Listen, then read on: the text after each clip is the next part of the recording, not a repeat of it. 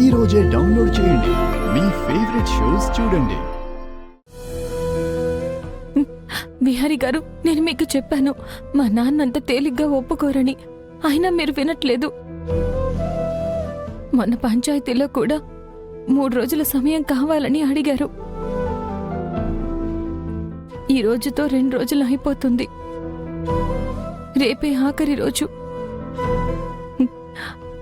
రేపు ఏం జరుగుతుందోనని నాకు అర్థమైపోతుంది. అది మీకే తెలియట్లేదు. ఒకవైపు మీరు నాకు ముఖ్యమే, మరోవైపు మా నాన్న కూడా నాకు ముఖ్యమే. నాకిద్దరూ 2 కళ్ళ లాంటి వాళ్ళు. నేను ఎవరిని వదులుకోలేను.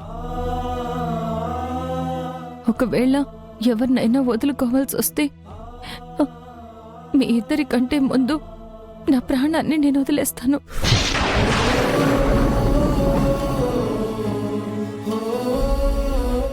నీకు చాలాసార్లు చెప్పాను, మన సమస్యలకి చావు పరిష్కారం కాదు, మన ప్రేమే మన ప్రాబ్లమ్స్కి సొల్యూషన్. మావయ్యలో నీకు కోపం కనపడుతుంది, నాకు మాత్రం ఆయన కళ్ళల్లో నీ మీదున్న ఆయన ప్రేమ కనపడుతుంది. ఆయన ప్రేమ కన్నా నీ మీద నా ప్రేమ కొంచెం ఎక్కువ అని నేను నిరూపించుకోలేనా కనకం?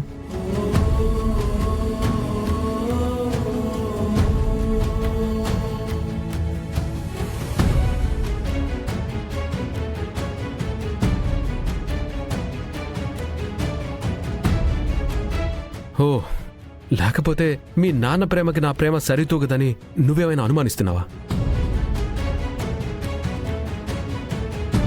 కనకం, మొన్నటి వరకు నన్ను మావయ్య దేవుళ్లా చూశారు, నెత్తిని పెట్టుకొని నన్ను పూజించారు. అలాంటిది ఈరోజు నా మొహం చూడాలంటేనే ఆయనకి అసహ్యంగా ఉంది. ఎందుకంటే అదంతా నేను చేసిన తప్పే కదా. మావయ్య ఆ తప్పుల్నే చూస్తున్నారు, కానీ ఆ పొరపాట్లని, నా కష్టాలని, సమస్యల్ని దాటుకొని నా వైపు లోతుగా చూస్తేనే నాలో నీపైన నేను కట్టుకున్న గుడిని మావయ్య చూడగలుగుతారు. నా మనసులో నీపై పెంచుకున్న ప్రేమ కూడా అప్పుడే మావయ్యకు అర్థమవుతుంది. ఆ ప్రేమని మావయ్య తెలుసుకున్న క్షణం నా ప్రేమను ఆయన రియలైజ్ అవుతారని నాకు నమ్మకం ఉంది.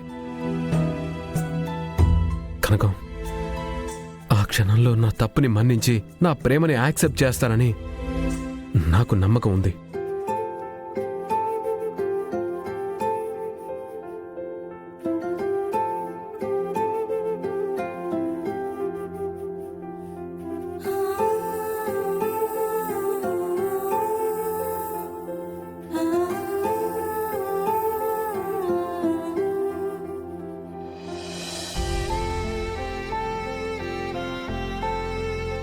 నా కోసం నువ్వు పడిన కష్టాలు చాలు కనకం.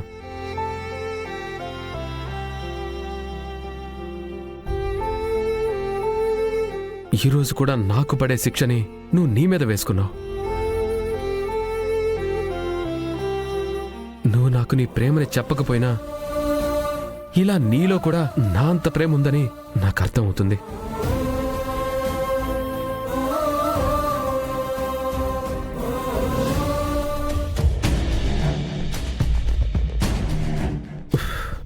విహారీ గారు, నాకు మీ ప్రేమ తెలుసు, అన్నీ తెలుసు. కానీ మన కథ మా నాన్నకి కొంచెమే తెలుసు.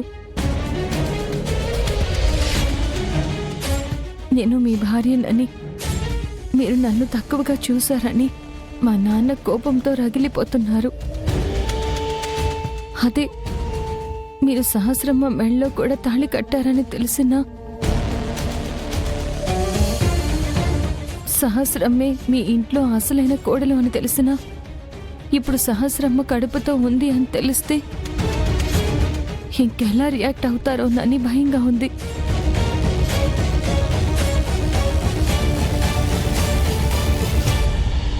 కనకం, మన కథ మావయ్యకి అంతా తెలిసినా సరే నేను మావయ్యకి అర్థమయ్యేలా అంతా చెప్తాను. ఎవరు ఏమనుకున్నా నేను సహస్ర విషయంలో ఎలాంటి పొరపాటు చేయలేదు.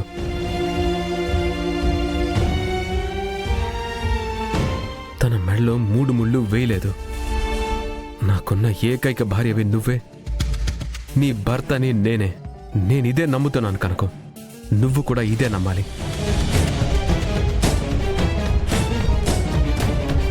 యథార్థం కోసం యుద్ధం జరుగుతున్నప్పుడు మధ్యలో ఆ పోరాటాన్ని ఆపను. నువ్వు నా కోసం ఎంతలా ఓపికతో ప్రయత్నించావో నేను కూడా అంతే ఓపికతో మావయ్యని కన్విన్స్ చేస్తాను. నా ప్రేమ మీద నాకు నమ్మకం ఉంది.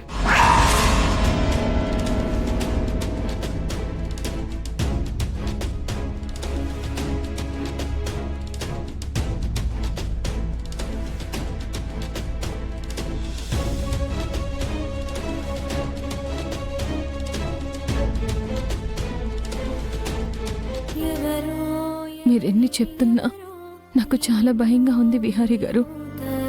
మన కథ మొత్తం తెలిస్తే, మా నాన్న ఉగ్ర రూపం ఎత్తితే ఇంకెన్ని దారుణాలు జరుగుతాయోనని భయంగా ఉంది. ఎవరికి ఎవరో ఏమో ఏమవుతారో, నీతో అక్కడ వరకు నిలిచేదెవరో.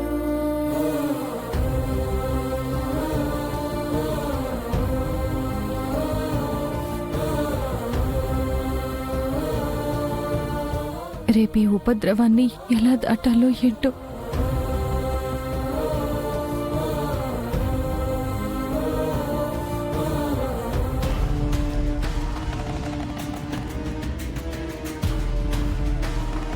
రామచంద్రపురం, ఈ పేరు ఇక్కడ విన్నట్టుందే. ఎక్కడా?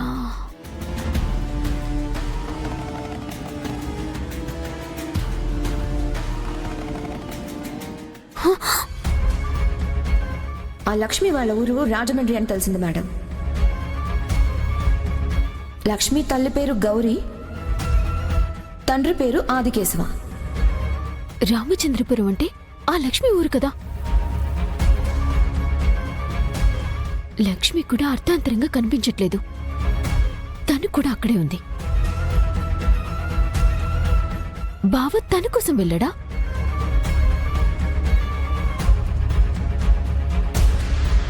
అసలు బావ అది అక్కడ ఏం చేస్తున్నారు? వెంటనే తెలుసుకోవాలి. నేను రామచంద్రపురం వెంటనే బయలుదేరాలి. నాకక్కడ ఏ అవకాశం దొరికినా ఆ లక్ష్మిని బావని శాశ్వతంగా విడదీస్తాను.